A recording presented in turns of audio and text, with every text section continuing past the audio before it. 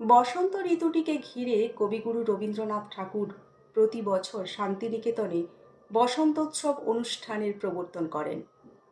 উদ্দেশ্য ছিল বসন্ত উৎসব দেখতে আসা হাজার হাজার মানুষকে প্রকৃতির সঙ্গে পরিচয় করিয়ে দিয়ে প্রকৃতিকে ভালোবাসার সহজ পাঠ দেয়া। কবিগুরুর এই বসন্ত উৎসব নিছক কোনো আমোদ প্রমোদের অনুষ্ঠান নয়, এটা ছিল যা কিছু মিথ্যা ও কুৎসিত তার উপরে সত্য ও সুন্দরের জয়ের প্রতীক। তবে এখন যেভাবে শান্তিনিকেতনে বসন্ত উৎসব পালিত হয়, আদি পর্বে কিন্তু তেমনটা হতো না। তবে একালের মতো সেকালেও সকালে এবং বিকেলে অনুষ্ঠান হতো। সকালের অনুষ্ঠানে কবিগুরু থাকতেন না, তিনি বিকেলের অনুষ্ঠানে যোগদান করতেন। সকালের অনুষ্ঠানে দীনেন্দ্রনাথ ঠাকুরের নেতৃত্বে আম্রকুঞ্জে বসত সঙ্গীতের আসর। কবিগুরুর বসন্ত ঋতুর গানগুলি একটার পর একটা গাওয়া হতো। আশ্রমের সবাই তাতে অংশগ্রহণ করতেন।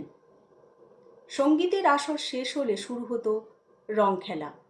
কবিগুরু যেহেতু সকালের অনুষ্ঠানে থাকতেন না, তাই আশ্রমের অনেকেই উত্তরায়ণে গিয়ে কবির পায়ে আবির ছুঁয়ে তাকে প্রণাম করে আসতেন। এরপরে 1932 সালে যখন এই অনুষ্ঠানটি বসন্তোৎসব নামে চিহ্নিত হলো, তখন থেকে কবি সকালের অনুষ্ঠানে আসন গ্রহণ করতেন। তিনি নিজে কবিতা পাঠে এবং গানে অংশগ্রহণ করতেন।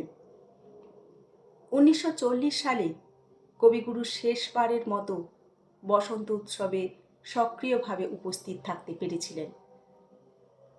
1941 সালে অসুস্থ হওয়ায় কবিগুরু এই বসন্ত উৎসব যাতে সুন্দরভাবে সম্পন্ন হয় তার জন্য শৈলজারঞ্জন মজুমদার ও শান্তিদেব ঘোষকে দায়িত্ব দিয়েছিলেন।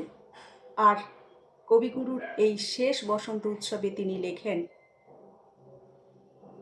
জন্মদিনে কাব্যগ্রন্থের 4 সংখ্যক কবিতা।